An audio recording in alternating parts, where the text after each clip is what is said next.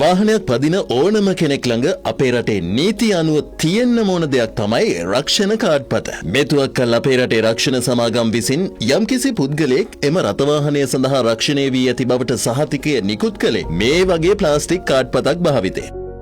නමුත් රටම ඩිජිටල් කරණය කිරීමේ ක්‍රියාන්විතය යටතේ මෙකී ප්ලාස්ටික් කාඩ්පත වෙනුවට ඩිජිටල් මෝටර් රථ රක්ෂණ කාඩ්පතක් හඳුන්වා දීමට ශ්‍රී ලංකා රක්ෂණ නියාමන කොමිසම් සභාව පියවරගෙන තිබෙනවා. ඒ අනුව එළඹෙන මැයි මාස පළමු වනදා සිට මෝටර් රථ රක්ෂණ ව්‍යාපාරයේ නියැලී සිටින සියලුම බලපත්‍රලාභී රක්ෂණ සමාගම් වෙත අදාළ ඩිජිටල් මෝටර් රථ රක්ෂණ කාඩ්පත නිකුත් කරන ලෙසයි දැනුම් දී ඇත්තේ.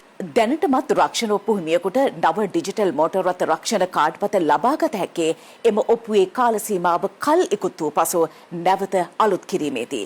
ඔවුන්ට ඒ දක්වා ගැටලුවකින් තොරව දැනට පවතින ප්ලාස්ටික් කාඩ්පත භාවිත කළ හැකි බව ශ්‍රී ලංකා රක්ෂණ නියාමන කොමිෂන් සභාව පවසනවා.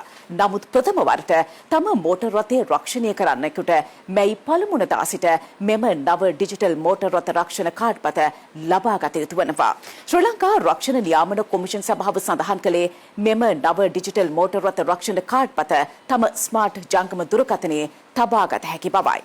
ඒ දැනට පවතින කාඩ්පතේම ඩිජිටල් අනුවාදයක් ලෙසයි. අවශ්‍ය නම් එහි මුද්‍රිත පිටපතත් ලබා ගැනීමට හැකියාව පවතින අතර ශ්‍රී ලංකා රක්ෂණ නියාමන කොමිෂන් සභාව පෙන්වා දෙන්නේ වළංගු නොවන රක්ෂණ කාඩ්පත් භාවිතය මෙමගින් වැළකෙන බවයි.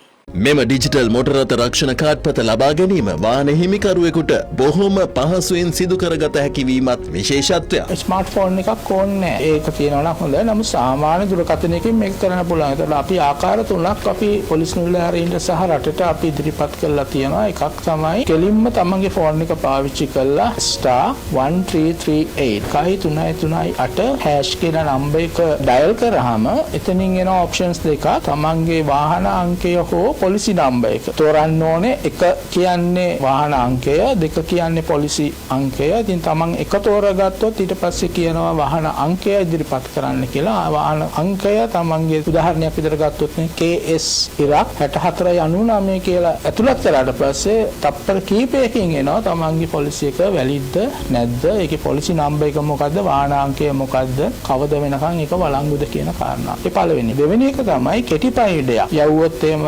1.338ට තප්පර 3ක් වගේ කාලයක් තුල අර මං කලින් කිව්ව වාහන අංකය ඒක ඇක්ටිව් තත්ත්වයේ තියෙනවද, ඉන්ඇක්ටිව් තත්ත්වයේ තියෙනවද, පොලිසි නම්බර් එක මොකද්ද, කවද වෙනකම් වළංගුද කියන එක SMS පණිවිඩයක් කරා ලැබෙනවා. මේ ඩිජිටල් මෝටර් රථ රක්ෂණ කාඩ්පත කියන්නේ මොකද්ද? මෙහි වූ වෙනස්කම් මොනවද? කලින් තිබිච්ච කාඩ්පතම තමයි ඒක. ඉතින් අර ඩිජිටල් විදියට තමයි ලැබෙන්නේ. ඉතින් මේක Tamanට සැකයක් තියෙනවා නම් මේක print out එකක් අරගෙන මේක ලැමිනේට් කරලා Taman ළඟ තියාගන්න පුළුවන්. එමෙන්ම පොලිස් නිලධාරීන්ටද ඔවුන්ට ලබා දී ඇති ටැබ්ලට් පරිගණක මගින් රියදුරන් වළංගු රක්ෂණ ආවරණයක් සහිතව රියදාහවනය කරන්නේද යන්න පරීක්ෂා කළ හැකි බවයි කොමිසම් සභාව දැනුම් දෙන්නේ. මේ සිස්ටම් එකේ තියෙන වැදගත්කම තමයි මේ කාඩ්පත නැති වුණත් පොලිස් නිලධාරියට පුළුවන් වාහන අංකය ඇතුළත් කිරීම හරහා මේ වාහනයට වළංගු ක්ෂණ පොලිසි එකක් තියෙනවද නැද්ද කියලා බලාගන්න. අලුතෙන් හඳුන්වා දෙන මේ ඩිජිටල් මෝටර් රථ රක්ෂණ කාඩ්පතේ ඇති වාසි අවාසි පිළිබඳවත් ඔබ අනිවාර්යෙන්ම දැනුවත්ව සිටිය යුතුයි.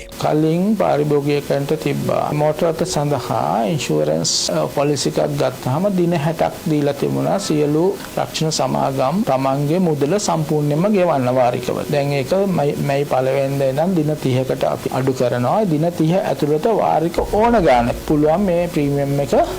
එතකොට දින 30 ඇතුළත ගෙවන්න ඕනේ. දින 30 ඇතුළත ගෙවලා නැත්නම් අර ඩිජිටල් කාඩ් එක සක්‍රිය මට්ටමින් අයින් වෙනවා. එතකොට ප්‍රශ්න ඇති වෙන්න පුළුවන්. අවුරුද්දකට අපි මිලියන ගාණක් ප්ලාස්ටික් කාඩ්ස් රක්ෂණ කාඩ්පත් විදියට මුද්‍රණය කරනවා. ඒක මින් පස්සේ සම්පූර්ණයෙන්ම නවතිනවා. ඒ වගේම ඒකට යන කිසියම් මුදලක් තියෙනවා. ඒක ඉන්ඩස්ට්‍රි එකට ඉතුරු වෙනවා. අනාගතයේදී ප්‍රතිලාභය අපි බලනවා කොහොමද පාරිභෝගිකයන්ට ලබා දෙන්නේ කියලා.